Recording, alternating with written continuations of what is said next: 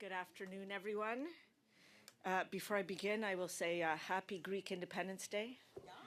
So I just want to make sure that, Mr. Menegakis gets an extra special shout out today. Oh. And Peter Frangiscanos, of course, and anyone else who is celebrating this very important day.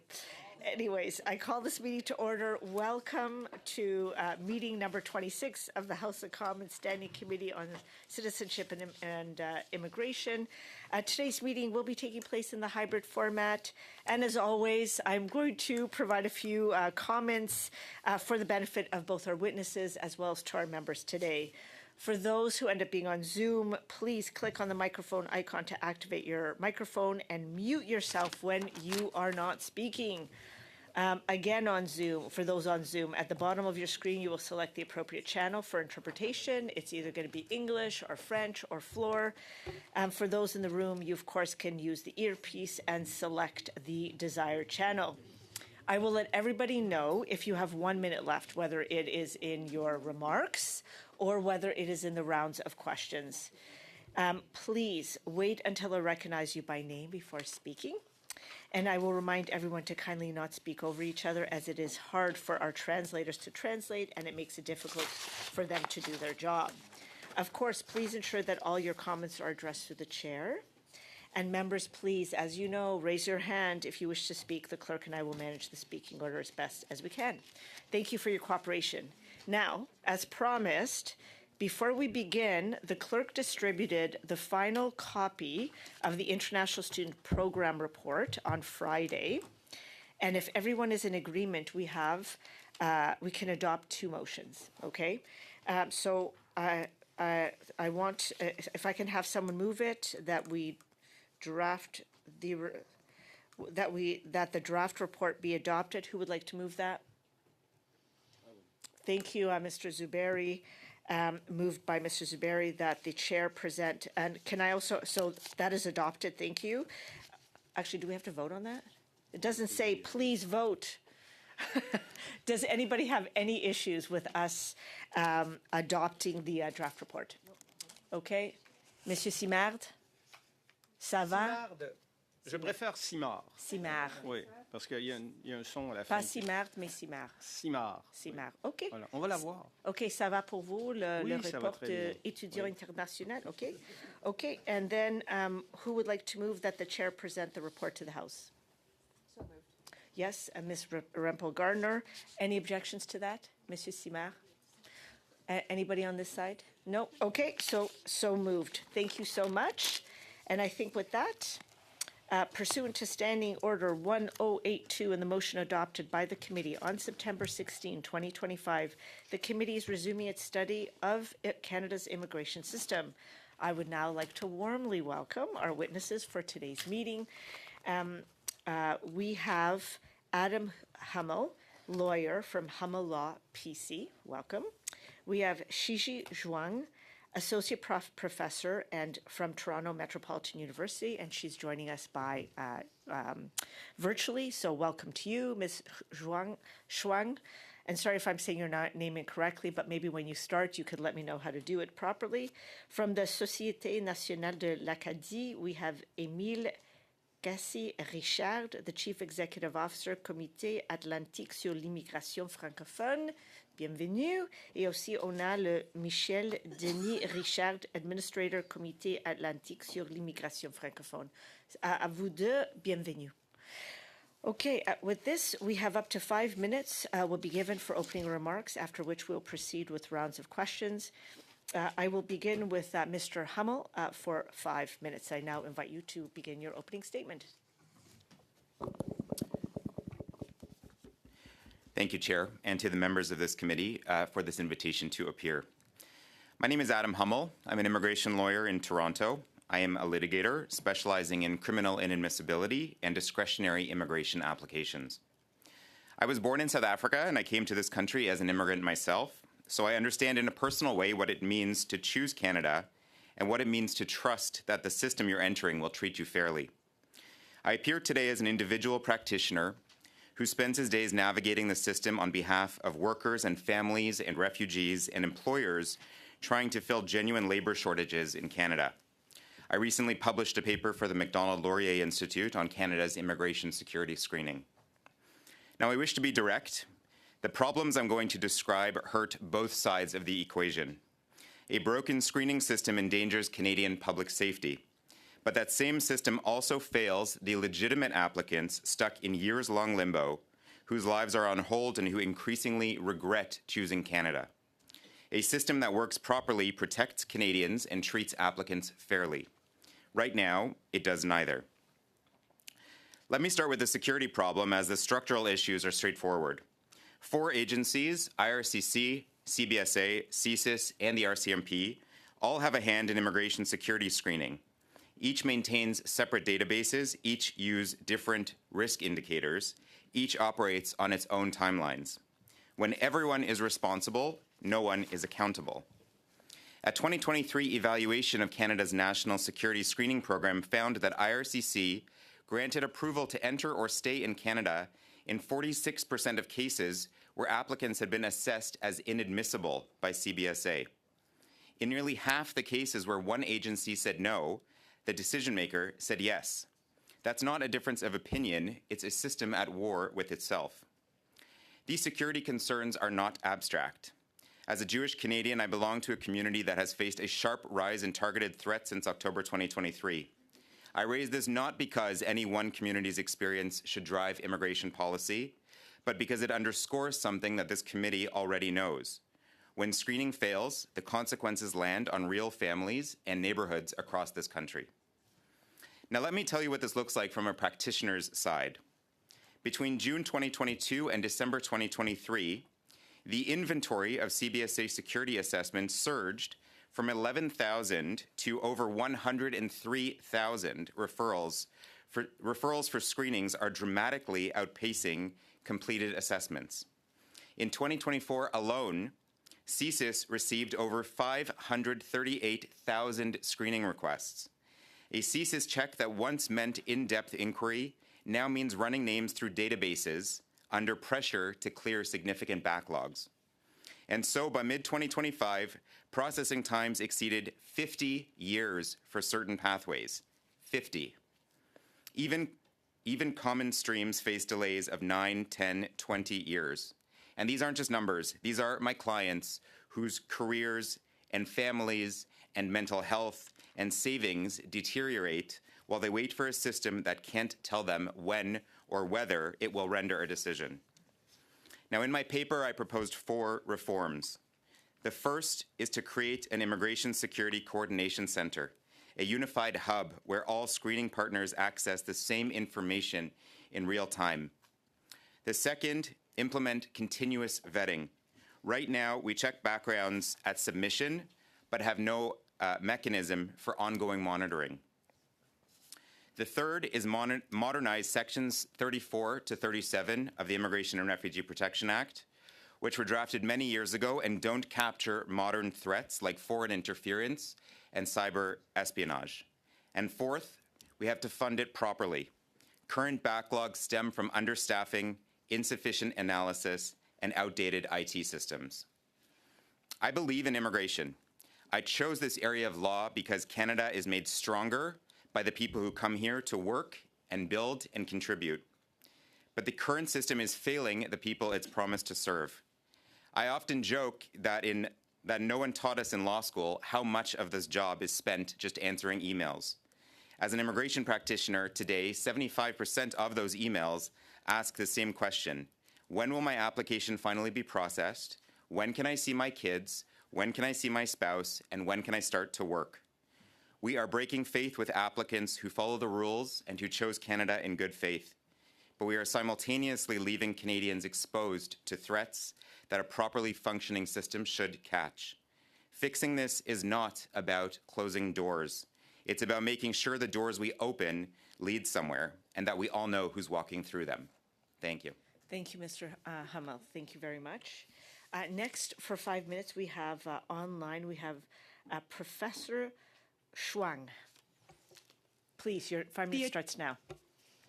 Dear Chair and honorable members of the committee, Thank you for the opportunity to speak today. My name is Zhixi Zhuang, Associate Professor at the School for Urban and Regional Planning and Associate Director at the Global Migration Institute, Toronto Metropolitan University. I'd like to address one critical issue in Canada's immigration level planning, the need to better align immigration levels with municipal infrastructure planning. Immigration success depends not only on how many people we admit, but on whether our cities and communities are prepared to support them once they arrive. At present, Canada's immigration system faces a structural coordination gap. Immigration targets and mobility policies are set at the federal level, while settlement and integration take place locally where capacity is uneven and often strained, especially in smaller communities that lack sufficient housing supply, transit networks, and culturally appropriate services to support long-term settlement.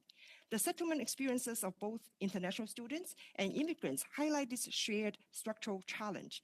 When immigration targets, study permit allocations, and institutional recruitment strategies are not aligned with local infrastructure and service capacity, the result is increased pressure on local infrastructure and greater vulnerability and inequity for newcomers. Although federal policy has increasingly encouraged regionalization to advance economic development and demographic renewal, only 16.6% of newcomers settle across 140 small and mid-sized Canadian cities. This disconnect raises a broader policy question. How can municipalities, especially small and mid-sized communities, be supported to receive and retain newcomers at the levels currently being planned? Municipalities are on the front lines of this issue. They are responsible for housing, transit, land use planning, community services, and public spaces that shape everyday life. Many smaller communities operate with limited transit, fewer culturally appropriate services, and fragile funding structures. Immigration levels are not just about housing units, job or population numbers. It's about the broader infrastructural ecosystem that allows people to settle, stay, and thrive at the community level. Higher education institutions also play a direct role in attracting international students and shaping local population growth. However, in many cases, student recruitments have outpaced the development of housing supply, settlement supports, and pre-arrival information systems. Without coordinated planning between institutions, municipalities, and governments, responsibility becomes fragmented and accountability unclear. To address this gap, I would respectfully offer 4 recommendations for consideration. First, Canada would benefit from a formal federal, provincial, municipal coordination mechanism that links immigration planning with housing, infrastructure, and service capacity. A dedicated task force that brings together representatives from immigration, housing, education, municipal governments, as well as student and newcomer advocacy groups could help map local assets, identify infrastructural gaps, and support coordinated planning and funding across jurisdictions. Second, municipalities should be given a clearer and more formal role in integration planning. Planning processes, zoning frameworks, and service delivery should systematically integrate newcomer considerations into housing, transit, health, and workforce planning, supported by dedicated funding streams for settlement and integration. Third, higher education institutions that recruit internationally should be recognized as key partners in immigration infrastructure. Institutions should be expected to demonstrate housing planning, pre-arrival guidance, and talent education supports as part of responsible recruitment strategies and practices. 1 minute left. Last but not least, immigration level planning should incorporate measurable indicators of local capacity, not only through housing availability, transit access, service provision, and labor market needs, but also by systematically mapping local assets, resources, and key institutional and community actors to ensure that population growth is sustainable, coordinated, and equitable across communities. Immigration policy does not end at the border. It continues in the places where people live their lives, in neighborhoods, classrooms, transit systems, and housing markets across the country. Municipal leadership, institutional accountability, and coordinated planning are essential if we want immigration to succeed, not only in numbers, but in meaningful outcomes at the community level. Thank you for your time and consideration, and look forward to your questions. Thank you, Professor Zhuang, and thank you to our interpreters, because that was a marathon. That was a marathon translation, so thank you to both. Maintenant, qui va parler? OK. Madame Kess-Richard, c'est à vous pour faire la déclaration d'ouverture à 5 minutes. Merci, Madame la Présidente. Mesdames et Messieurs les membres du comité, je vous remercie de nous recevoir aujourd'hui. Depuis 145 ans, la Société nationale de l'Acadie assure la représentation. Un moment, s'il vous plaît. On attend pour interpretation. OK, so peut-être dire quelques And mots. now, if you could please continue. Excellent. Please continue. Depuis 145 ans, la For 145 years, the Société nationale de l'Acadie has represented Acadians in Atlantic Canada at home and abroad. It plays a leading role in Francophone immigration, notably through its coordination of the Atlantic Committee on Francophone Immigration, which promotes concerted and consistent action among stakeholders in 4 Atlantic provinces. Today, I'm with Mr. Michel Denis Richard, who is manager of the CAIF. Now, I'll be very clear. Canada has made great progress on policies, targets, and commitments for Francophone immigration. What is lacking is consistent, regionalized implementation that is fully aligned with the realities of Francophone minority communities. That's what we highlighted in the brief we submitted to your committee, and that's what recent developments have confirmed with even greater urgency. On the one hand, the Government of Canada is modernizing the Official Languages Act, recognizing Francophone immigration as a driver of vitality and setting ambitious targets. On the other hand, though, on the ground, programs and positions are being cut, organizations are becoming weaker, and no additional funding is expected for 2026-2027. What we're observing is not a mere administrative adjustment, it is a contradiction. Immigration is now the main driver of population growth in Atlantic Canada. For our communities, immigration is an essential driver of economic, social, and community development. Yet, despite receiving a share of immigrants greater than its demographic weight, Atlantic Canada continues to have the lowest retention rates in the country in the short and long term. This situation directly jeopardizes the achievement of the objective of restoring the demographic weight of Francophones outside Quebec to 6.1%, as set out in the Official Languages Act. This problem does not stem from a lack of effort by communities. Rather, it stems from a too centralized, too uniform, and insufficiently adapted governance framework. It is not sufficiently adapted to the distinct realities of Atlantic Canada, and this is a fundamental issue. Francophone immigration is not just any old program. In fact, it stems from clear legislative obligations. The Official Languages Act recognizes its corrective nature. The Immigration and Refugee Protection Act requires that immigration contribute to the development of official language minority communities. That brings us back to the principle of substantive equality. Substantive equality does not mean offering exactly the same services to everyone. It means offering services tailored to the specific realities of communities. The current model does not fully respect this principle because it treats different realities as though they were identical. Consequently, the path to Francophone integration remains too fragmented. There is too little continuity between recruitment, settlement, integration, and retention, and too little recognition of local expertise.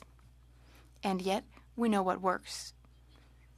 Francophone integration must be understood as a continuum, from recruitment through to sustainable integration and citizenship, viewed through a regional lens and driven by Francophone stakeholders who understand local realities. In other words, we need an approach that is truly by and for Francophones.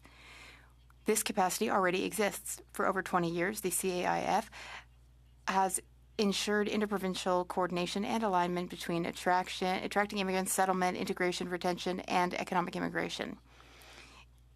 We don't want a new organization or structure being created. What we want is for the current existing structure to be recognized.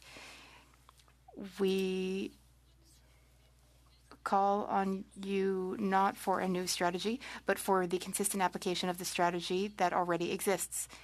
We invite you to recommend the formal recognition of the SNA and the CAIF as the umbrella organization for Francophone immigration in Atlantic Canada, a clear mandate for regional coordination, a truly regionalized approach, and stable and predictable funding. The Acadian and Francophone communities of Atlantic Canada are ready. They have the expertise. They are already delivering results. What they're asking for today is for the system to fully recognize their role and give them the means to make Francophone immigration a genuine driver of sustainable vitality. Ultimately, the question is simple. Do we merely want to set targets, or do we really want to strengthen the vitality of Acadie and the Canadian francophonie? Thank you. Thank you very much, Ms. Casey Richard. And now, we will start our first round of questions. Which will be 6 minutes. And I believe we have Ms. Cronus. Welcome to our committee. Thank you. Oh, no. She's visiting, yeah. Oh, well, first, welcome to our committee. Then I think we have Mr. Redekop. Okay, sorry, I had a different name, but Mr. Redekop, you are very welcome to begin with for 6 minutes. Thank you, Madam Chair. And actually, I'm going to cede my time to Monsieur Simard, who will then cede back to me in his round. So just to mix things up a little today. No problem. Monsieur Simard. Merci beaucoup. Quel gentil. Thank you very much. That's very kind of you, and I appreciate it. I appreciate that my Conservative colleague is giving me some of his speaking time because I'm really very excited to discuss these issues with you. So I think that there are some interesting links to be made between what you said and what Ms. Join said earlier about integration. We need to keep in mind that integration of immigrants is different for national minorities or language minorities, and you clearly demonstrated that. A few numbers. In 2024, 57,000 temporary migrants arrived in Quebec. 57,000 in 2024, but before 2023, it was 65,000. And in 2025, it was a third in the first numbers, a third of asylum seekers who are mostly temporary immigrants to Canada were arriving in Quebec. So 1/3 were arriving in Quebec. So we in Quebec, we really prioritize welcoming Francophone immigrants. It's a critical criterion for us. Here's what I'm wondering. Could there not be some way, because as Ms. Zhuang very clearly demonstrated, our intake capacity, our welcoming capacity is based on our infrastructure capacity. It depends on our public services. When there are too many asylum seekers or temporary migrants, that puts a strain on our system.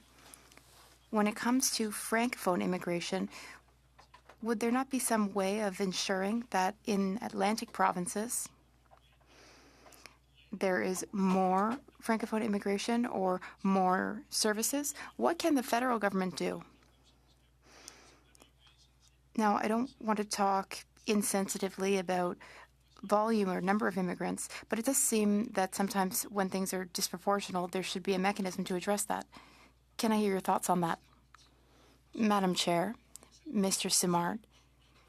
Simard, thank you for your excellent question. I fully agree with your statements. As for the unique needs of different places in Canada and different French language minority communities, various initiatives have been implemented over the few years, such as Communauté francophone accueillante, or welcoming Francophone communities. They play an important part in creating relationships between teaching institutions, healthcare services. These structures have already been set up with a view to linking different existing structures. As for the Atlantic Council for Francophone Immigration, we work with all service providers and all institutions, be they direct service providers or indirect ones, and those who have contributions through Immigration, Refugee Citizenship Canada. And that can be teaching establishments, that can be municipalities. Our role is to mobilize all of those stakeholders in order to set up robust structures for intake in order to have higher retention of newcomers. Currently, Atlantic Canada has the lowest retention rate in Canada. As the Director General, my colleague, mentioned, that's mostly the result of an overly centralized, overly national, one-stroke-fits-all approach. So we want to really adapt to the specificity, needs, and reality of Francophone communities in Atlantic Canada. We want a structure such as the Atlantic Committee on Francophone Immigration. We're recognized by IRCC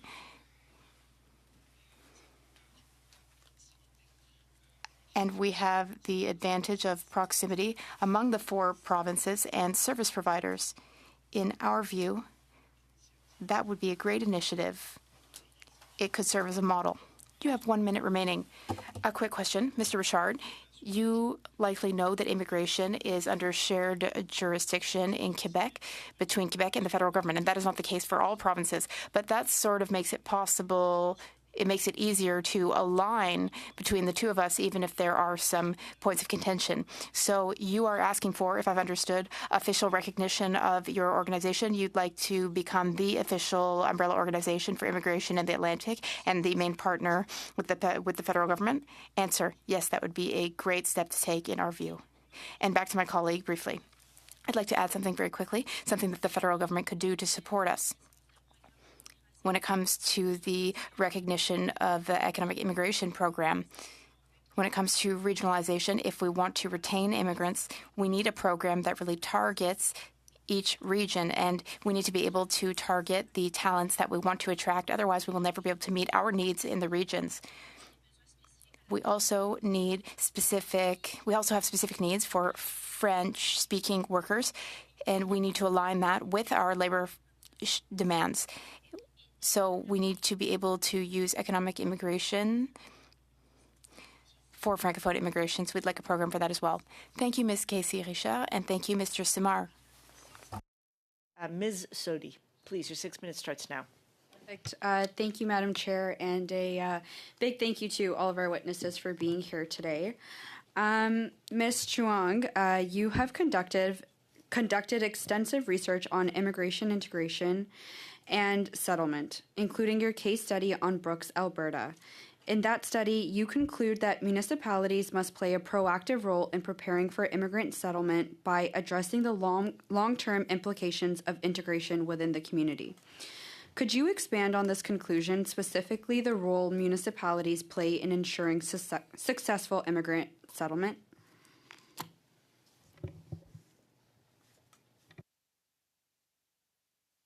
Thank you so much for this question. It's a great question. What I'm trying to argue in the statement is, or based on my research findings, I think we do need to have municipalities municipalities really need to have a seat at the table before this planning, immigration level planning is decided, not after. Why? Because they should not be in a position to reactively responding to settlement and integration. Rather, we need to switch that mindset to set municipalities to give them the role in proactively prepare the communities. For example, in Brooks, Alberta, a small community with only 15,000 residents, and it actually is ranked #1 when it comes to social diversity index and across the country, which means it's almost like half of the population are visible minority. In that small town. And a lot of this increased diversity is actually manifested across many smaller communities. But we know that municipalities, they have their own data to map out local assets or the key actors or the housing data, the rental vacancy data, job market data, but they are not channeled back into to inform the decision on immigration targets, for example, or immigration planning. My argument here is not about the number. It's not about reducing immigration. It's about how this process can be coordinated and to really give municipalities a clearer and more formal role in shaping the decisions. And because they have the data. They work closely with local communities. And also, we have witnessed the very successful implementation of the local immigration partnerships over the last 2 decades. And it has it's a great program compared to other countries in the world, and that actually prioritize place-based strategies and in enhancing the coordination among local stakeholders and agencies. However, not necessarily the LIPS or the local immigration partnership, the LIPS is housed in the municipality or municipal government. They not necessarily they take the initiative or leadership to lead the LIP. And rather, many of these LIPs, they are actually initiatives of local community organizations. So how do we actually support municipalities when they are at the front lines of settlement and integration? And how can we support them and channel this data and information and also the community partnership into the decision-making process? This needs to be coordinated. That's what I'm trying to advocate for. Yeah, and that goes into my next question. So when we look at the federal role, how do you believe, in your personal opinion, that the federal government can better support municipalities in planning for and managing immigration settlement? I think, as I mentioned earlier, we really need to have a permanent federal, provincial, and municipal task force mechanism, coordinated mechanism to make this decision and inform the decision making when it comes to the target, when it comes to infrastructural gaps, and because the federal government has a policy, the regionalization policy, but on the ground, and whether or not newcomers, they want to stay or they want to leave, and it depends on many individual or family reasons, and they have different trajectories, which beyond our control. But what we can manage and what we can support immigrant settlement integration is to create that welcoming infrastructure. That should be place-based. That should be co-created through partnership with local partners and stakeholders and municipalities. And that's why what I'm trying to say is the most important thing is this coordination. Right now, we have these structural coordination gaps in the system, and really giving that clear role for municipalities so that they can channel back the data into the decision-making process, and but also amplifying the voices from local communities and especially newcomer communities. And so then we understand a bit, we will gain a better understanding of their lived experiences, their needs, and their voices can be heard. Thank you, Ms. Professor Chuang, and thank you, Ms. Sodi. Next, we have 6 minutes for Mr. Redekop. Thank you, Madam Chair. And I'd like to move the following motion. It was put on notice last week, and it reads the following. That the committee requests that Immigration, Refugees, and Citizenship Canada provide the committee, by no later than the 15th day of each month, a written report in both official languages covering the preceding calendar month, setting out in aggregate form citizenship by descent, substantial connection, bracket Citizenship Act, paragraph 3, bracket 1, bracket B, as limited by subsection 3, bracket 3. The number of citizenship certificates, proof of citizenship applications received in which the applicant's claim to citizenship is assessed under paragraph 3, bracket 1, bracket B, and the substantial connection framework in subsection 3, bracket 3. The number of such applications finalized, included, approved, and refused, the applicant's country of birth by count, and any other citizenships declared by the applicants in those files by count. And that the committee requests such a report be provided for each month since Bill C-3, an Act to amend the Citizenship Act 2025, SC 2025 C.5, received royal assent, and that this report be deposited in both official languages with the committee by no later than April 15th, 2026. This is a critical situation, a critical issue that we're concerned about. We want to see the impact of Bill C-3. And I believe that having this reported regularly to the committee will be helpful to us. So I move that motion, Madam Chair. Thank you so much, Mr. Redekop. Monsieur Simard. Question de règlement. Je veux juste m'assurer. Question. Now, maybe interpretation didn't have the right documents for the second paragraph, but I want to make sure that what I have in front of me here is the same as what Mr. Redekop, my colleague, just read. Here's what I have for the second paragraph. I have the number of requests for citizenship certificates and applications received in which the applicant's claim to citizenship is assessed under paragraph 3.1b, and the substantial connection framework in subsection 3.3. And I don't know if it was an amendment or if it was part of what Mr. Redekop read, but to include applications from the United States when people have French-Canadian origin. I don't know if that was an element that was supposed to be added. Oh, that was an amendment that was supposed to be added. Okay. All right. Sorry for the confusion. Mais je vais l'apporter comme amendement. Donc. But I would like to move that as an amendment. Sorry, I thought that had already been done. No, that has not yet been done. All right, so could you please read that again? Yes, I will reread what I would like to add after 3.3. I would add, in order to add, notably, applications from the United States based on historic French-Canadian heritage.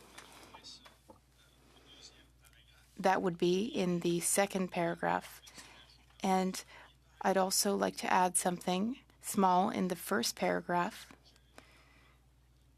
I'll read slowly, that the committee requests that Immigration, Refugees and Citizenship Canada provide the committee by no later than the 15th day of each month a written report in both official languages covering the preceding calendar month, setting out in aggregate form, and we would add with a breakdown in where the requests are made in citizenship, and then based on the following information. So what we would add is with a breakdown by province for the application. That's what we would add. Thank you, Mr. Simard. In the first paragraph, we're adding the words to include. Sorry. In the first paragraph, we're adding broken down by the country of origin of the applications.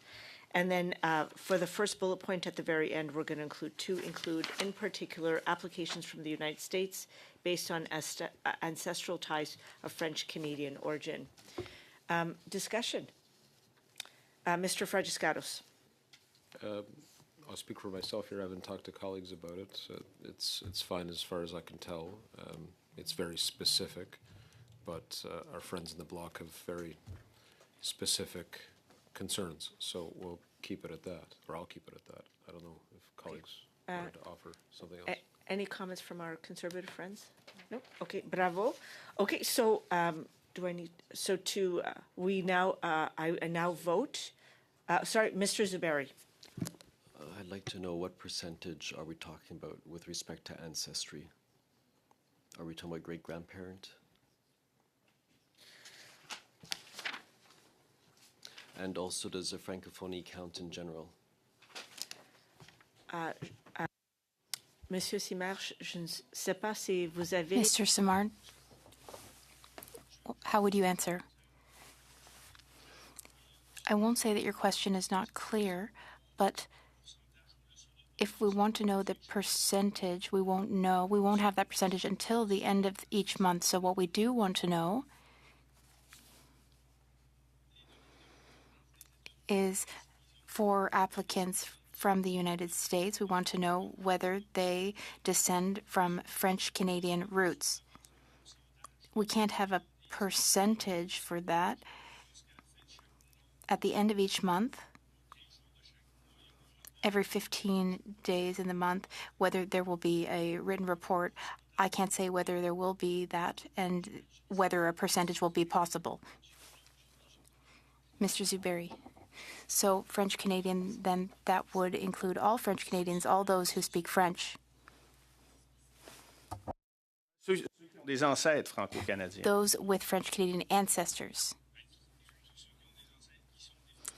All those with French-Canadian ancestors. So we don't need to interpret specifically the ethnic origin. So you want to interpret that broadly and generously in terms of the definition, which would include a broad interpretation. Does that work, Mr. Simard? Excellent. So, just to make sure it's clear, yes, go ahead, Mr. Zuberi. So this would include all those who speak French or have French-Canadian roots and come from people who spoke French. Yes, so that refers to anyone who files an application with French-Canadian heritage. That's what that means. Or that's what that implies. I don't know. I'm having trouble understanding. I might be slow to understand, but I don't understand where you're coming from with this question. Are you concerned with ethnic origins? That is, if someone has French-Canadian roots and makes an application or based on that,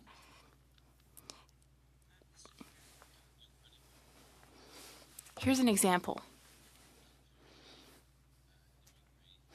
Someone who immigrates to Canada from the Maghreb region or from elsewhere in the Francophonie, their descendants would be Francophones or would come from Francophone. Yes, but here the wording is Franco-Canadian. So if I immigrate from the Maghreb region, I'm not French-Canadian, I'm from the Maghreb, unless I once held Canadian citizenship. That seems clear to me. I don't know what we are confused about here. Mr. Zuberi. Right, so just to be clear here, we would include everyone from everywhere in the world. Francophonie who have descendants who can be included in this Pardon. Hold on a second. Mr. Zuberi, it says very clearly, based on ancestral ties of French-Canadian origin. Based on the ancestral ties of French-Canadian origin. C'est très clair. Simplement indiquer, si vous êtes un Maghrébin. What this means is that a Maghreban of Francophone origin is not a French-Canadian. They are from the Maghreb. If someone is from France of French-speaking origins, they are not Canadian because their ancestors are people from France. They did not live in Canada, so they are not French-Canadians. They are French people who are Francophones. All right, so that's as clear as I can be. Mr. Zuberi, thank you for the clarification. And that's what I have here in the text, and it all seems fine.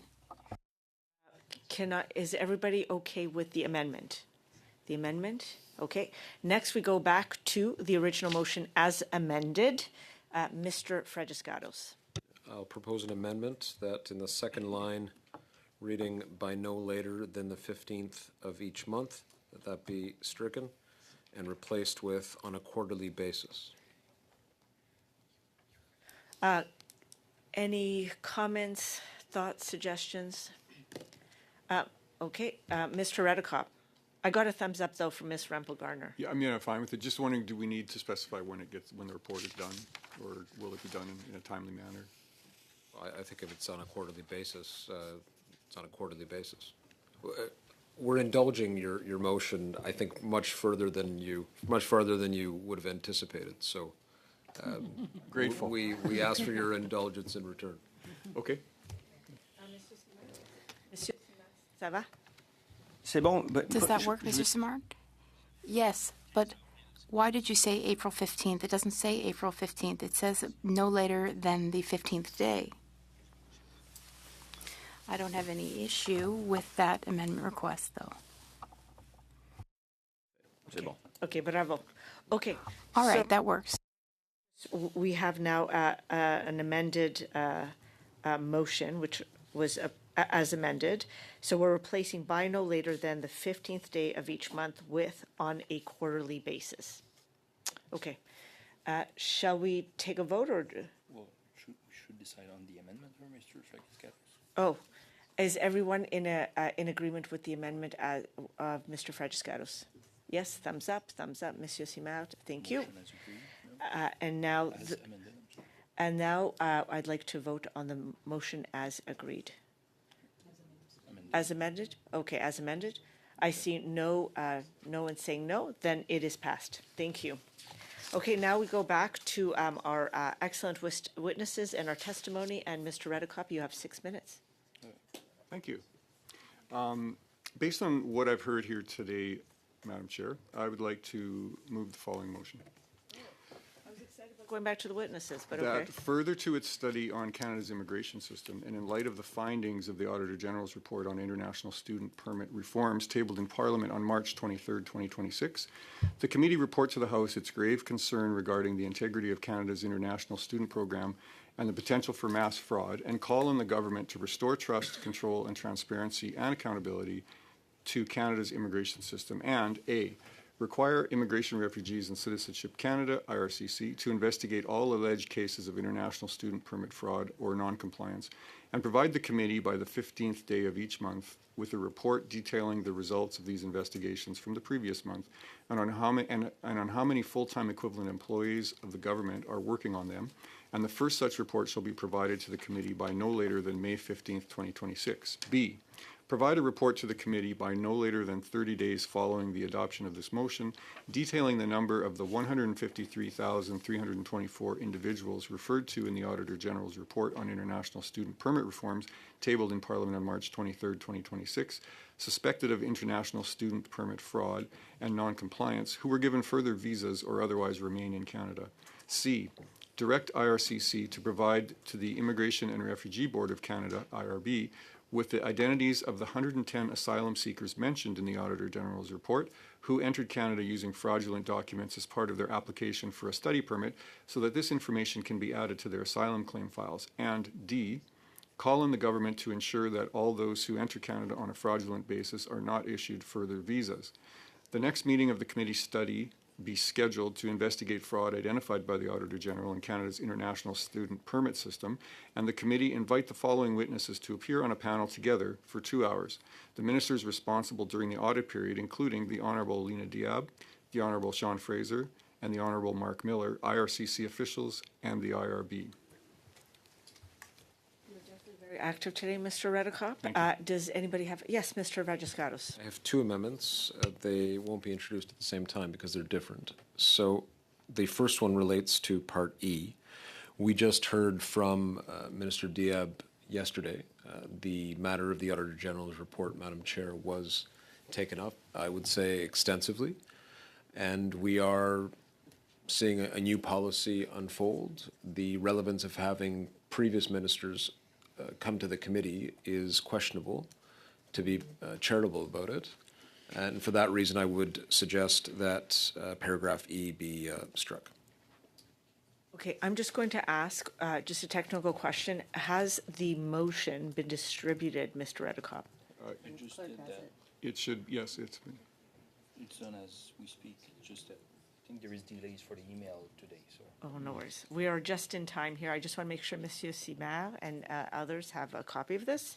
Okay, do you have any comments to what has been suggested, Mr. Redekop? It's on its way to you. It's on its way to you. It was not sent to her, I forgot. Oh, yes. I do not accept that change. Okay, you do not accept that change. Monsieur Simard, est-ce que vous avez... Mr. Simard, do you have a copy of this motion? Yes, thank you. And I feel that we should keep Part E. Do you have any other comments? We'll vote. I think we'll sort of wait a couple of seconds until everybody gets a copy of the motion. Ms. Cronus is correct. Everybody should get a copy to actually see it.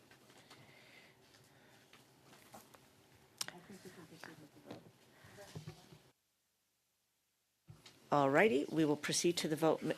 We are voting on whether we should withdraw strike E from the motion as proposed by Mr. Redekop. A recorded vote? Yes, it'll be a recorded vote.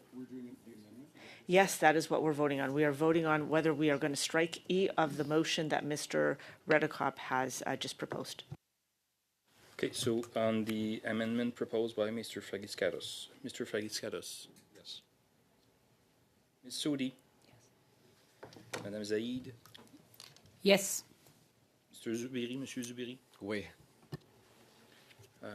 Ms. Cronus. No. Mr. Meningakis. No. Mr. Redekop. No. Ms. Rampel Garner. No. Monsieur Simard. No. Nays 5, yeas 4. Okay, now back to discussion on the original motion as proposed by Mr. Redekop. Mr. Fragiscatos. Thank you, Madam Chair. Paragraph A, the part that reads by the 15th day of each month, that be replaced with on a quarterly basis. Thank you, Mr. Fragiscatos. Why don't I just, shall I suspend for a couple of minutes so we could have that discussion? What do you think? Monsieur Simard, would you like to, do you have any comments on that? Do people need time to discuss? Yes. You agree? Okay. Would you like me to indulge you again? Ms. Rumpel-Garner seems like there is some agreement to that. Monsieur Simard has given me a thumbs up. So it looks like that amendment is being made. So we are changing from no later than the 15th of each month to on a quarterly basis. And now we get back to the original. Oh, so I'm going to look around. I'm assuming everybody agrees with that amendment. Monsieur Simard? Yes, Conservatives, the Liberals, that's excellent. Now we go back to the motion as amended. Okay, and that as amended in that section A. Any more discussion on the motion as amended? Since I see none, then I think, shall we take a vote on it? I think we're all okay. Monsieur Simard? Okay, I see a thumbs up on everyone. So the motion has now been adopted. The clerk has a couple, no.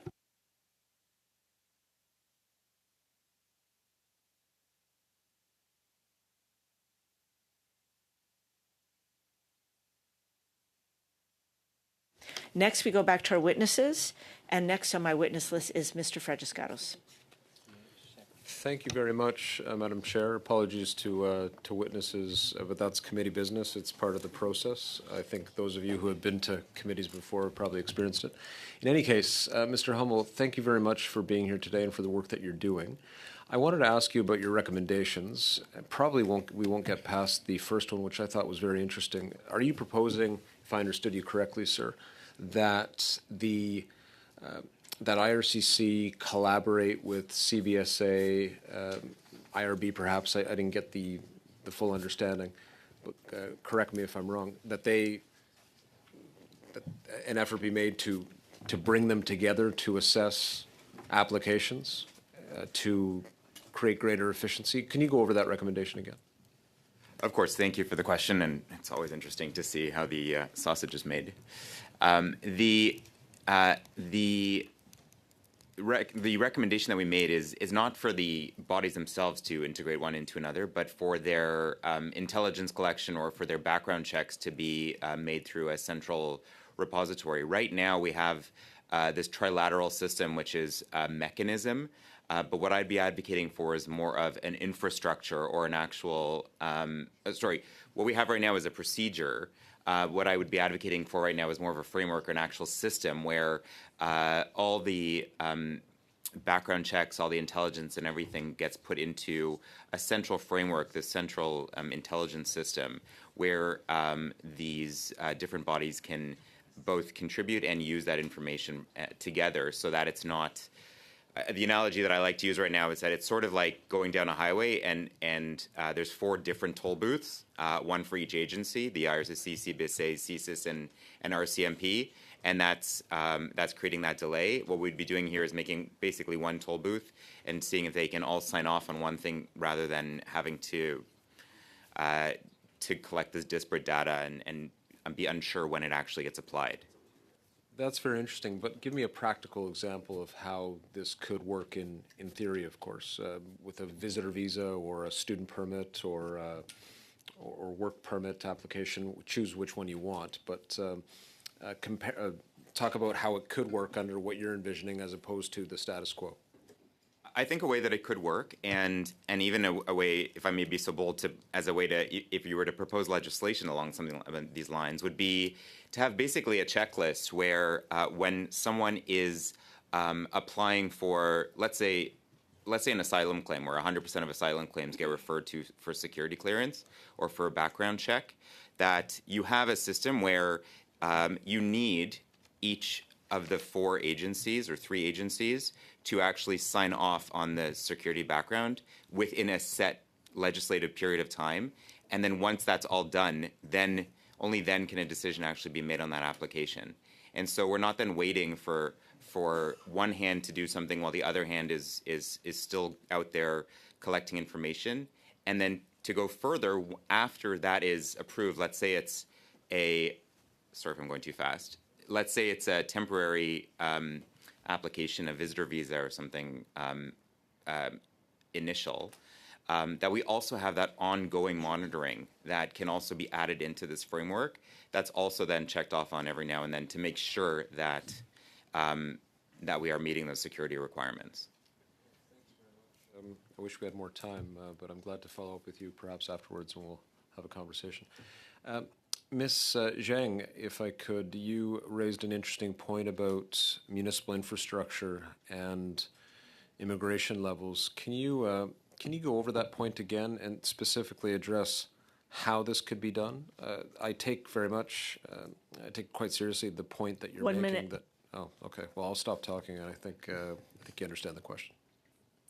Thank you so much. And I think in this specific scenario, if we really give municipalities the clearer and more formal role to play, and we can imagine, like, for example, envisioning we develop through the local community partners, and we develop a community readiness dashboard or portal or a system that actually can track housing supplies, vacancy rates, or the transit services and healthcare services and any other settlement agencies and services available, and their caseloads and labor market demands, for example. And we all have this kind of like the local data, but they are fragmented. They are stored in a silo system, etc.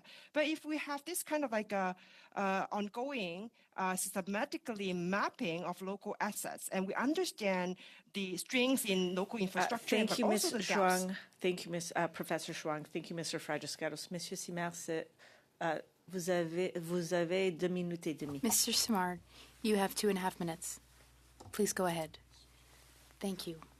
I'd like to return to what we were discussing earlier. Immigration in Canada is not designed based on integration into intake communities. There are identities in Canada. In Quebec, there may be a different collective or shared identity than from the rest of Canada, and Acadians similarly have their own shared identity different from other places in Canada. So we really need to give this some thought. We need to plan integration in a way that's adapted with these identities. I get the impression that Canada's immigration system does not pay any attention to that. In my view, the role that you could play would be to offer that structure to integration. So could you speak to how we could achieve that more harmonious integration based on adapting to unique collective identities? Madam Chair, Mr. Simard, thank you for your question. Currently, Canada's minority language communities, are very worried about the future vitality of their communities and of French language minority communities. Currently, the government says that Francophone service providers have not been affected by the cuts announced over the past few months, but that's not the case on the ground. That's not what we're seeing. Here is our ask. In Atlantic Canada, we would like IRCC to strengthen our capacities as communities by investing more. IRCC invested over the past years and did reach impressive targets in a short time.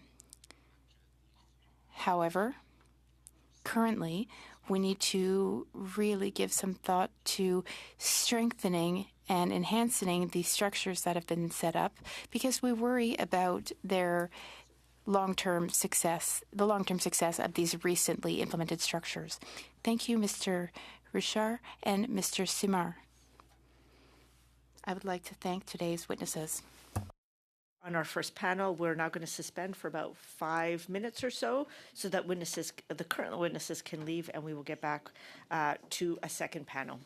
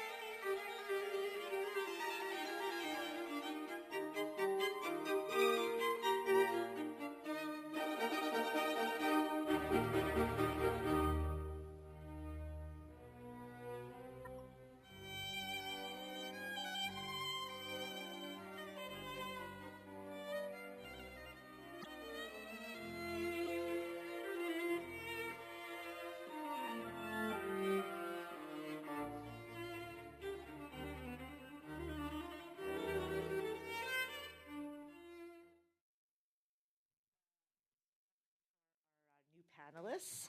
I want to make a few comments just for the benefit of our new witnesses. Just as you all know, you could use the earpiece that's in front of you and select the desired channel that you want to listen into. So I think it's fairly self-explanatory, English, French, or the floor. I will, for those that are giving opening remarks, as well as for those that are giving questions, I'll let you know once you only have 1 minute left. Of course, please wait until I recognize you by name before speaking. All comments should be addressed to the chair. And now I'd like to formally welcome our witnesses for the second panel. We have bienvenue à Louisa Veronis. We welcome Louisa Veronis. Communities, University of Ottawa. Bienvenue, Professeur Veronis. From the Hong Kong Pathway Ontario Committee, we have Shung Chung Shen, organizer. Welcome to you.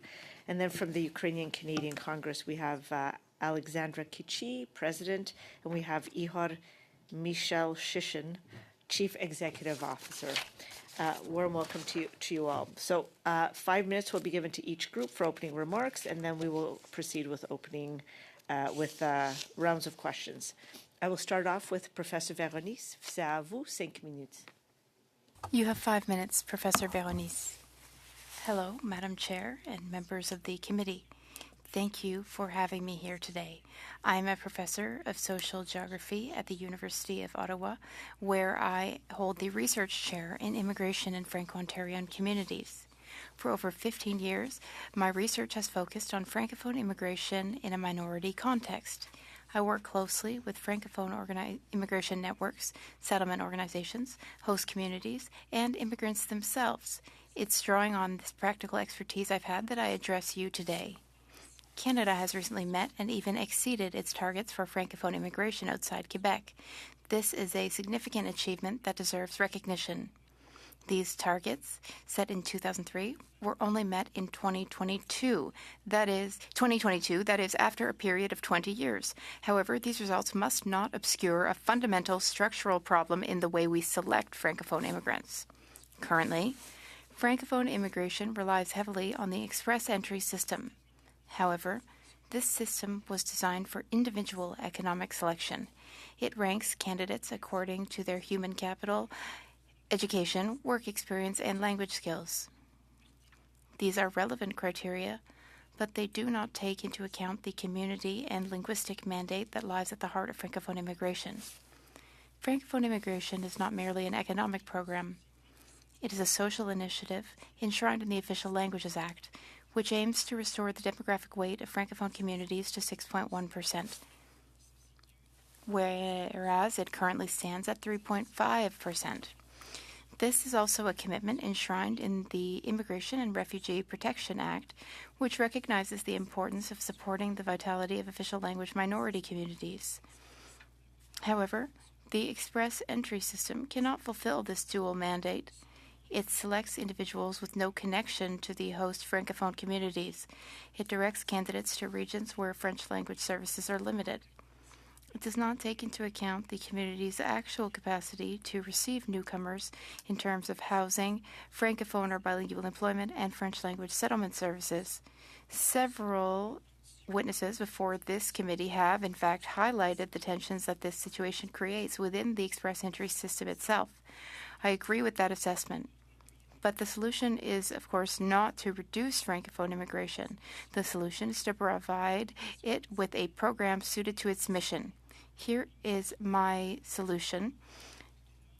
Francophone immigration requires a standalone program separate from express entry with its own selection criteria that takes into account both the skills of candidates and the needs of the host communities. Such a program would enable selection to be aligned with the actual capacity of Francophone minority communities to receive, integrate, and retain newcomers. Several complementary pathways also deserve to be strengthened. Firstly, the Francophone Community Immigration Pilot Program, which allows community-based selection and which should be consolidated and expanded. Next, the pathway for Francophone international students who represent a prime pool of candidates. These individuals already know the community, speak the language, and have established networks. Their transition to permanent residence should be facilitated. We must also make better use of the provincial nominee program to meet Francophone needs. Finally, family reunification should be recognized as a retention tool. An immigrant whose family is already established is far more likely to stay and to put down roots in their host community. I'd like to emphasize that the current economic climate, the cost of living, the cost of housing, and the limited bilingual job market makes integration more difficult for all immigrants. For Francophone immigrants, this challenge is even greater, as the number of French language or bilingual jobs outside Quebec remains limited. In this context, it is all the more essential that the selection process be accompanied by the necessary structure and infrastructure. Settlement services in French, employment assistance, access to housing, so that Francophone immigration can truly achieve its goal of community vitality. In conclusion, Francophone immigration has a double mandate, economic and community-based. It deserves a program equal to this double mission, an autonomous program, independent one, aligned with the needs of communities, supported by complementary pathways and adequate support, is the key to transforming achieved targets into sustainable vitality for Francophone minority communities. Thank you, and I look forward to answering your questions. Thank you very much, Professor Véronese. Mr. Xing Cheng. 5 minutes, please. Good evening, Madam Chair and honorable members of the committee. Thank you so much for inviting me to participate in the study today. I would also like to extend my special thanks to MP Sama Sahid and MP Brett Redicope, who have supported the Hong Kong community for a long time. I'm sincerely grateful for your work in the Parliament. My name is Shang-Chin Chen Donald. I'm the organizer of Hong Kong Pathway Ontario Committee, HKPOC, and also a permanent resident applicant under the Hong Kong Pathway Stream B since February 2024. The backlog in the humanitarian and compassionate HNC has existed for more than 2 years, since August 2023. As a result, many applicants are living in the immigration limbo. According to the latest immigration level plan released in 2025, the admission target for the HNC stream is only 6,900 in 2026 and 5,000 in 2027, a sharp decrease from 10,000 in 2025. Under this plan, many applicants are suffering from the prolonged waiting time.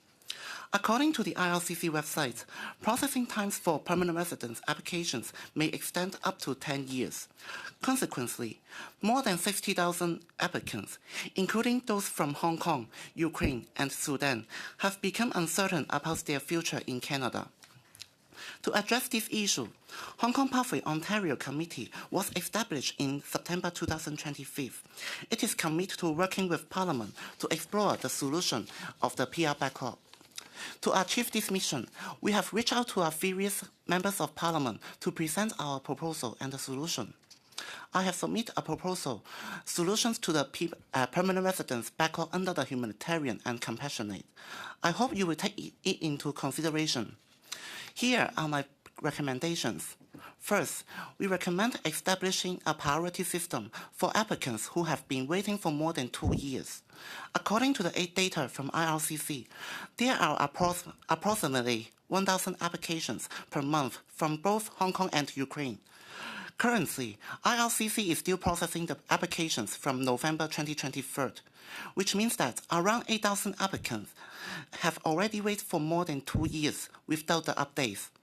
We suggest that the government prioritize these applicants by transitioning them to a temporary residence to permanent residence, TR to PR, with the requirements for the working experience and language tests.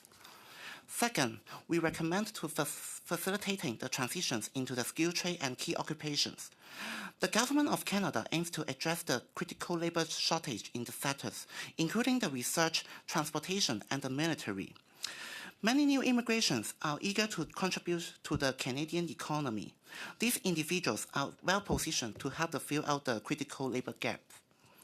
Therefore, we recommend to increase the job opportunity in these sectors for applicants who have already been waiting for over 2 years, enabling them to contribute to addressing the labor shortage in Canada. Finally, we recommend providing the presumptive approval in principle, AIP letters, to the applicants upon submission of their PR applications.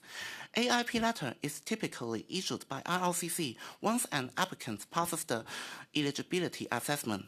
With an AIP, applicants can access the provincial health insurance, such as the OHIP, Ontario Health Insurance Plan, and qualify for the domestic tuition fee. Therefore, we suggest that IRCC to issue the presumptive AIP letters at an earlier stage of the application process. The humanitarian system should provide the safety and freedom to those who are facing the repression and persecution, allowing them to rebuild their life in Canada. We hope to work together with the Parliament to restore the effectiveness of this system. Thank you very much. I look forward to your question. Thank you so much, Mr. Xing. And now I think we have Ms. Kichi, who will speak for 5 minutes. Thank you, Madam Chair. Honorable members, thank you very much for the invitation to appear before you today.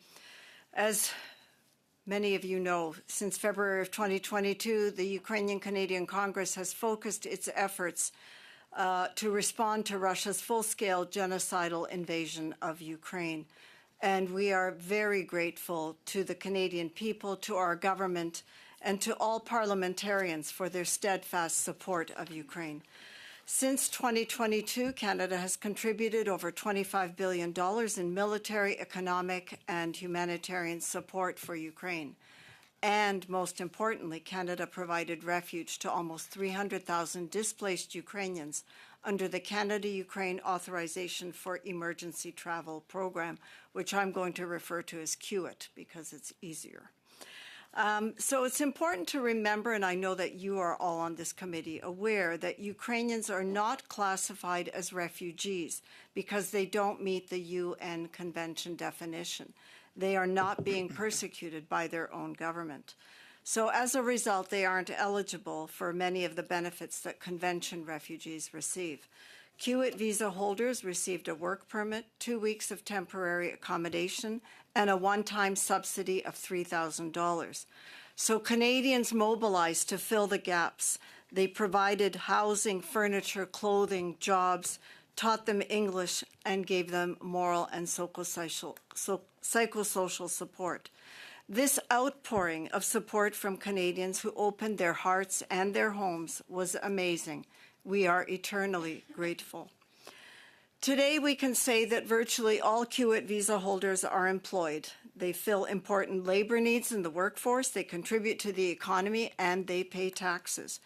Initially, the program was offered for 3 years. In 2022, none of us imagined that the war could continue longer than that. But 4 years later, the war continues, and every month, the prospect of a negotiated peace settlement becomes more and more remote. Donald Trump is emboldening Russia, and the windfall in oil revenues because of the suspension of sanctions, coupled with skyrocketing price of oil, are financing the Russian war machine. And the devastation in Ukraine becomes worse and worse. This past winter, one of the coldest on record, when temperatures plummeted to 20 and 30 degrees below zero, Russia systematically destroyed all of Ukraine's energy grid.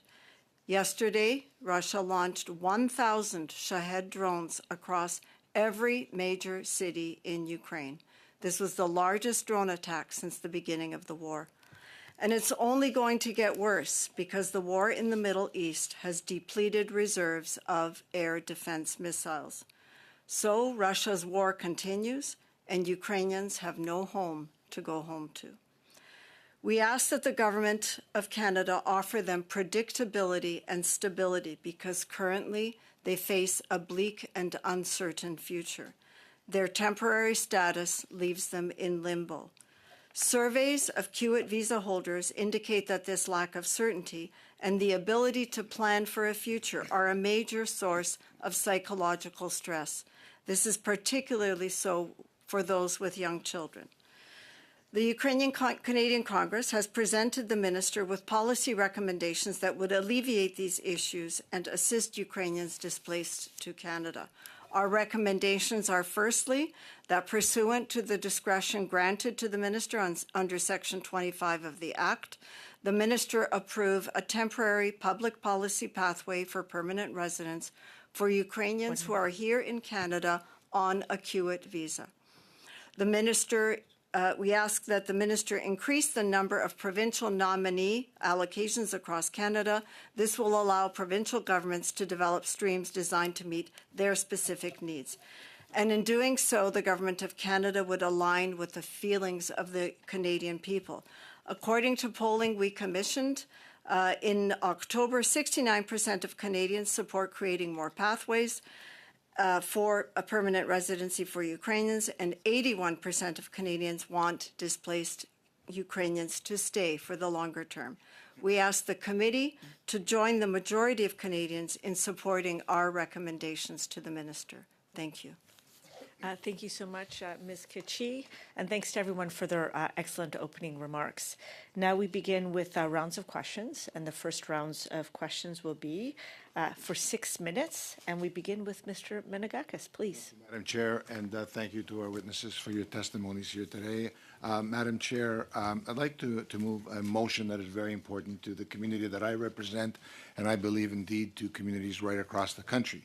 My motion is as follows: that further to the testimony from the Immigration and Refugees Board of Canada, IRB, on March 9, 2026, related to the presence of agents of the Iranian regime and agents of the Islamic Revolutionary Guard Corps, the IRGC, in Canada, and further to the committee study on Canada's immigration system, and further to the imminent danger that the presence of IRGC officials and regime agents in Canada may pose to Canadian public safety, the committee report the following to the House. 1. Government officials have admitted the known presence of Islamic Revolutionary Guard Corps IRGC officials and regime agents residing in Canada. 2. There are gaps in legislation and procedures that may allow IRGC officials to avoid detection prior to arrival and deportation after. 3. The government should exercise the full force of the existing law regarding the designation of the IRGC as a terrorist entity, specifically by expediting the execution of deportation orders of regime officials who are non-citizens under the Immigration and Refugee Protection Act. 4.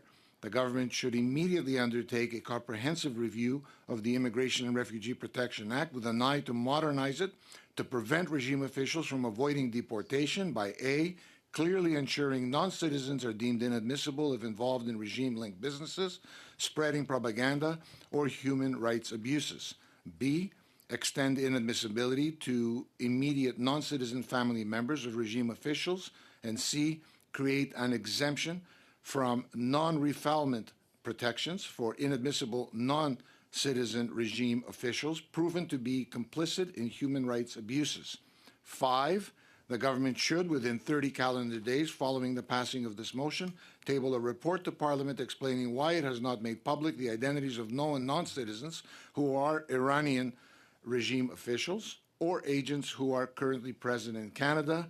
And 6, it is imperative that the government stop approving refugee claims from nations with regimes hostile to Canada without an in-person interview being conducted first.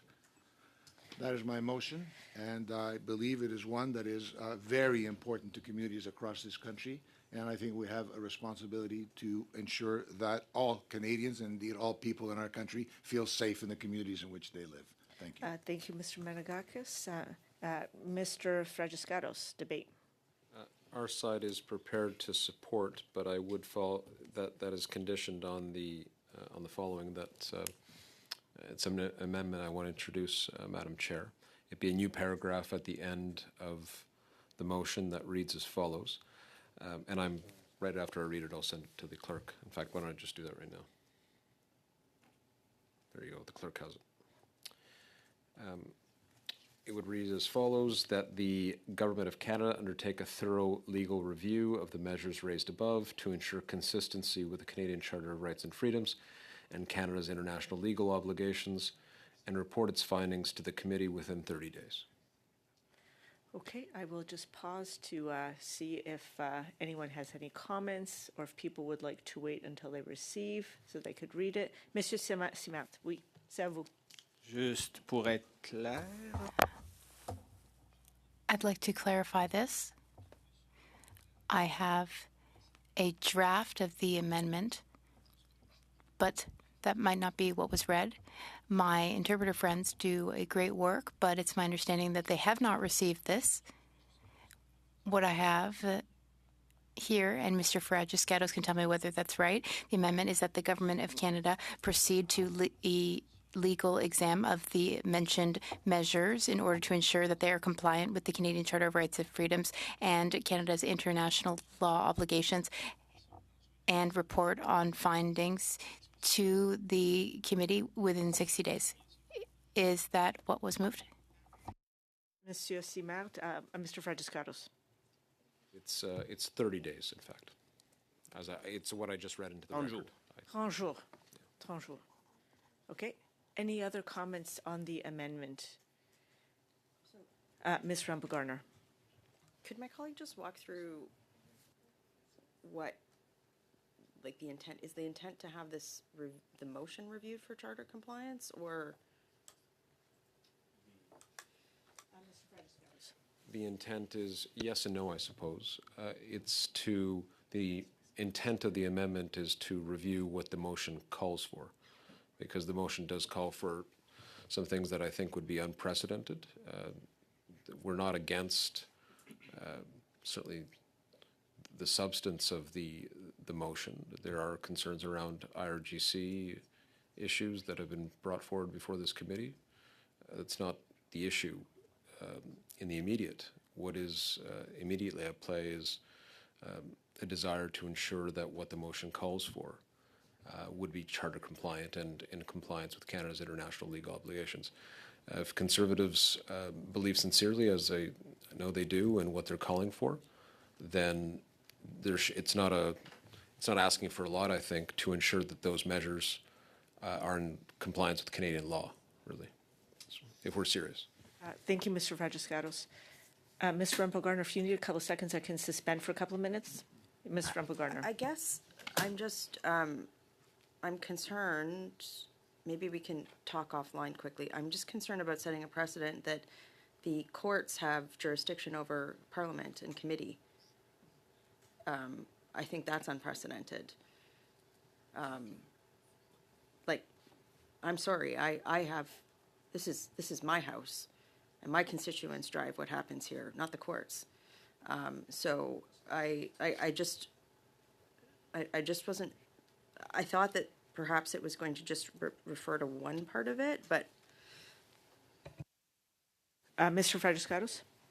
This is not, we're not asking for a court review. We're asking that an analysis be done to ensure charter compliance. We're not asking for any judicial intervention of any kind.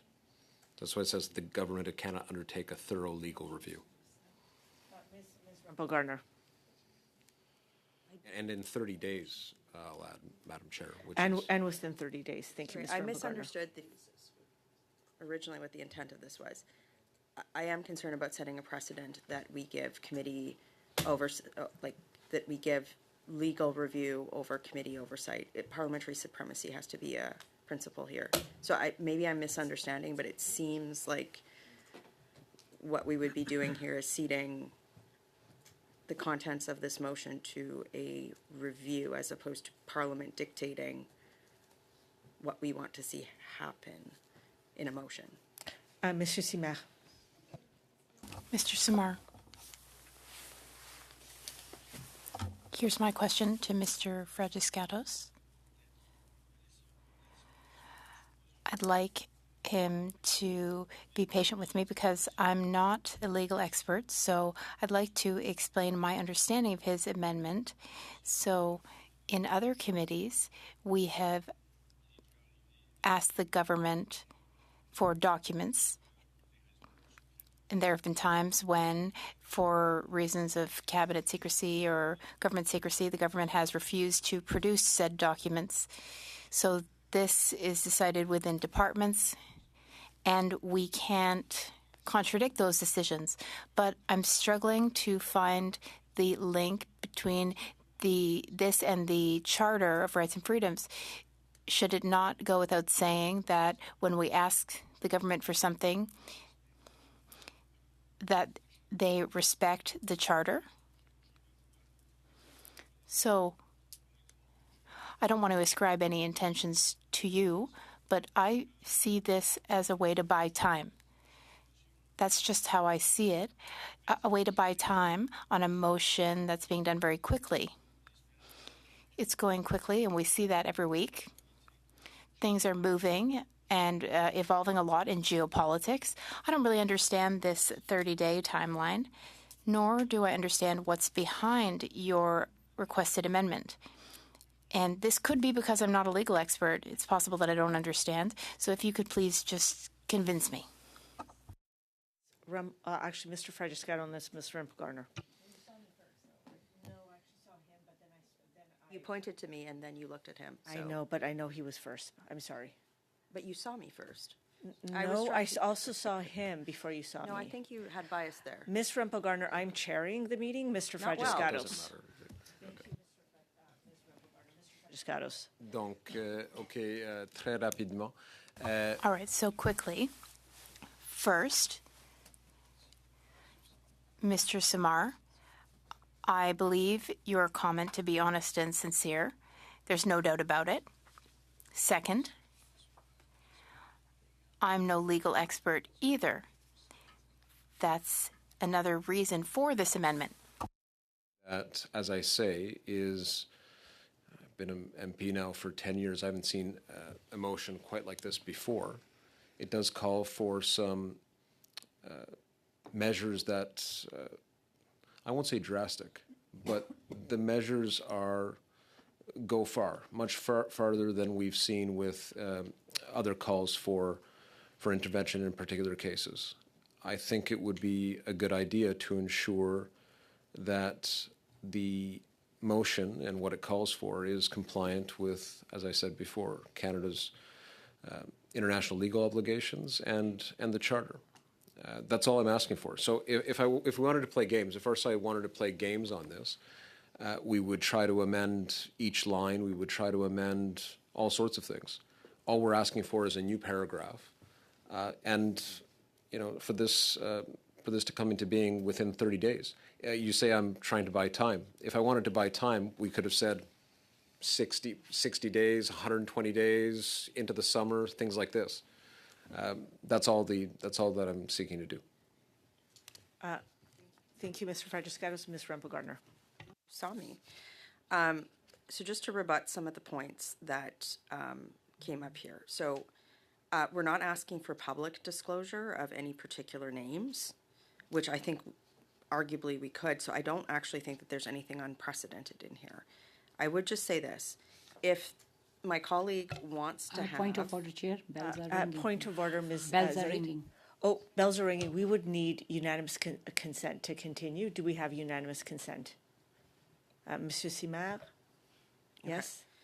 Do we have unanimous consent? Okay. Mr. Fragiscatos. I will be brief. Yeah. So I would just say to my colleague that if the government wanted to undertake a review, there's nothing stopping them from providing that data to committee. It doesn't have to be a requirement of this motion. So I think that would square both circles. That would be my advice, is that if, as anybody, any intervener in the country can provide a response to the chair of this committee, they could do that. But that would also prevent the concern that my colleague from the bloc raised about this being a rag the puck exercise. So given the gravity of the situation and given the threats and security that certain members of the diaspora community are feeling across the country, I feel like that would be a good way to proceed. Yes, Monsieur Simard. Je vais simplement peut-être adoucir les angles de ce que j'ai. I'd like to sort of soften what I said earlier. I know you have good intentions. Maybe you're not trying to buy time, but I do find it odd because in the past it has happened that a committee asks the government to meet certain requirements, which for the government would mean to make available sensitive or confidential information. committees have passed these motions, the government has denied them. So it's like we're saying that we want to do it preventatively to see whether the motion is charter compliant. That's what I'm not understanding. In the future, in other situations, can we do this again and say, oh, no, there are sensitive aspects, sensitive parts of the information that you're requiring, so we should pre-verify the charter compliance. I think that if we vote on this motion, we will find out the government's response, and if the government's response is not satisfactory to us because it does not meet legal requirements, then we will the committee will undertake another process. But we cannot, right from the get-go, say you can't ask that type of question because it might not be compliant. You can't go in this direction of questioning, into this line of questioning to the government because that could not be charter compliant. So it's as though we were setting a precedent to limit the capacity of members in committee to ask the government for accountability. Now, I know that this is a very sensitive matter. Maybe the government's response will not meet our expectations, and we may then criticize it. But let's not do so preemptively. Let's see how the government responds. Peter and then Brad. Sorry, Mr. Fragiscatos and then Mr. Redekop. Please, Mr. Fragiscatos. We're all on a first-name basis, I think, by this time. Look, colleagues, I think if I go back to what I said before, I see no danger in adding an additional paragraph that would allow us to have the confidence that what Mr. Menegakis is calling for is in line with Canadian law. When I say that there's a need to ensure that it's compliant with the Charter and that it's compliant with Canada's international legal obligations, it's in essence what I'm saying. It's exactly what I'm saying, that we have to ensure that it matches with Canadian law. I don't see the danger in that at all. We would still have the ability to, or Mr. Menegakis would have the opportunity to ensure that what he's calling for is acted upon. But it would be good, especially with a motion like this that, as I said before, is unprecedented in so many ways, that we have that added opinion. And again, in 30 days, not 30 months. Thank you, Mr. Fragiscatos. Mr. Redekop. Sure. So, first of all, I have a problem with, as my colleagues mentioned, submitting our requests to a court before we do them philosophically. But setting that aside, I can assure you of something. Let me just quickly go through the motion because I think it's not what you think it is. Step 1 is a statement, nothing there. Step 2 is a statement, nothing there. Step 3 is just telling the government to expedite deportation orders. We know that that's completely legal. It happens every day. We're just saying expedited. Number 4, we're asking the government to do a comprehensive review. Governments do reviews all the time. Number 5, the government should table a report to Parliament. We do that all the time. Number 6, we're asking the government, 6 is a statement. So there's really nothing in here that should cause any concern to anybody. So I suggest we move forward with it as it is. Thank you. Mr. Fragiscatos. Again, I'm not Petite sure. question de règlement, juste pour être courtois envers. I have a question. I think that we could allow witnesses to leave. It's not that our conversations aren't interesting, but unfortunately, I don't think there will be questions for the witnesses because there's a vote, so it might be courteous to allow them to leave. Just because our vote isn't about 20 minutes, but we do need time to get upstairs, so. Okay, but perhaps the others do, Ms. Rumpel-Gardner. So should we release the witnesses? We could agree to take this up at another time and let witnesses at least get on the record with a few questions. I have points to make that haven't been made. Okay, so I don't have agreement in terms of releasing the witnesses. We will continue. Mr. Fragiscatos, you continue to have the floor. I'm not sure where along the line I was misunderstood as calling for some sort of court review. It's, again, not what I'm asking for. It's a call for the Government of Canada to provide us with an opinion on charter compliance and Canada's international legal obligations. Furthermore, Conservatives have put this forward. They have confidence in the motion. They should have the confidence, I think, to ensure that what they're asking for is in line with Canadian law. That's all that's being asked for. I see the Conservatives have a point. So, thank you, Mr. Fragiscatos. Mr. Menegakis, please. I think my colleague Brad Redekop was pretty clear. I think Mr. Fragiscatos, with all due respect, what you're doing here is you're setting a precedent that the committee, that committees in general, should have, a court review of motions before they're presented at the committee level. Nothing prevents the government from, in their work, from ensuring they have court approval before they enact on something. You know that as well as we know that on this side. It doesn't.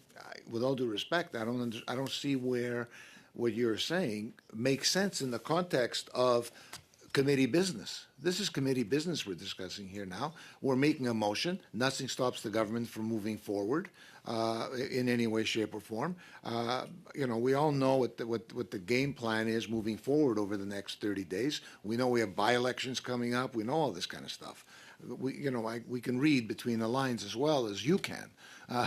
But let's be clear. This is a motion that is very important to a community of people that live in Canada.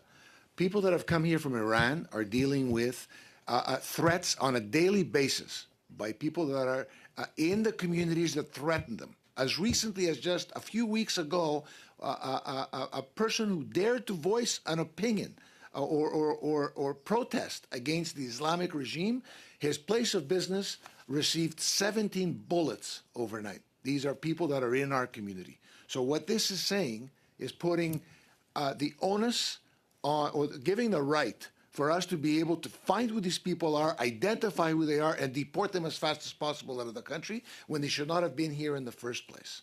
Okay? If in doing that, somewhere down the road in the process, the government identifies that, you know what, the court said something different, bring it back to us then. But this is a motion here today. This is exactly what this is at the committee level. I don't think you would be doing anything wrong. I'm sorry I touched this by mistake. My apologies to the interpreters. I don't think there would be anything wrong if we call this to a vote and then you do whatever you think your due diligence is on the government side moving forward. I just don't see it. Thank you, Mr. Menegakis. Mr. Zuberi. Thank you, Madam Chair. So just a technical point, and I'm sure Mr. Clerk can answer this. This amendment is not asking for court intervention. This amendment is asking that there be a review around charter compliance from the government on this motion, which is not a court involvement. Can the clerk answer this question for us? Can you repeat the question, please, for the clerk? I have that. I know. Thank you, Madam Chair. Please go ahead. Well, Mr. Zubiri, I don't think it will be necessarily my role to interpret the way it's written, but the text says that the Government of Canada undertake a thorough legal review. Doesn't talk about court there, but this is exactly to the committee to understand or interpret the way they want. No, back to Mr. Zuberi, then I've got Mr. Simard, and then I've got Ms. Rempel-Garner. Mr. Zuberi. So those who are lawyers here are familiar with the law and charter compliance. I just wanted the clerk to clarify for us, as not somebody who belongs to a political party, but a servant of the House, so that we can all be on the same page and have a common understanding that this does not deal with a court involvement in this motion or creating a precedent around courts being involved in this motion. With respect to the concern, we heard from my colleague, that we, and myself also, we actually have the same concern you do about foreign interference and harassment of people on Canadian soil. There's no question. We have no debate around that. We all share in this same concern. What is being put forth is an amendment, an addition, simply stating that the above is also in compliance with our laws and rights and freedoms in Canada. That's all. So we agree totally on the content above and the necessity for this. What we're saying is that the above is also with respects the Canadian Charter of Rights and Freedoms and our laws. That's all. So it will not interfere with the study itself. It will not interfere with this concern, this investigation, and it will address the legitimate, worry or concern around people on Canadian soil being bothered by the Iranian government. Monsieur Simard. Pour faire comprendre. I'd like to explain my objection, and I'll try a different tack to explain it. My Conservative colleagues often table bills in the House for sentences to be stricter or to make it harder for people to get parole or conditional release.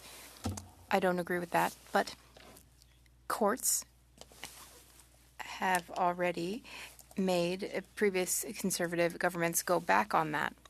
So now if they want to debate that in committee, should we say, well, before we agree to debate that, let's check whether it's charter compliant? No, we won't ask that question. We can debate it in the House, and then the courts will do their process after. So I feel that we're proceeding backwards. We have already dealt with thorny topics involving the charter, but we can't use that preventively. And I'm not drawing a link here to Bill 21. I'm not doing so. But that's what I understand from your amendment.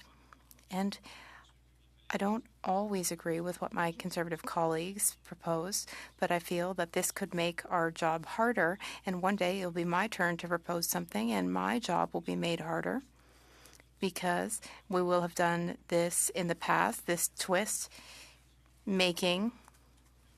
accepting a committee study conditional to requests to the government, making that conditional upon legal validation. So I don't understand that. And once again, dear colleagues, I'm not impugning any bad motives to you. I don't impugn your motives, but I don't think we should go ahead with this amendment because this could create a precedent which would cause many headaches to us in committee work in the future. Minutes before we have to vote, can I have leave to adjourn the meeting and we could pick up this discussion at our next meeting? No. Then I would like to suspend the meeting until our next meeting. Thank you.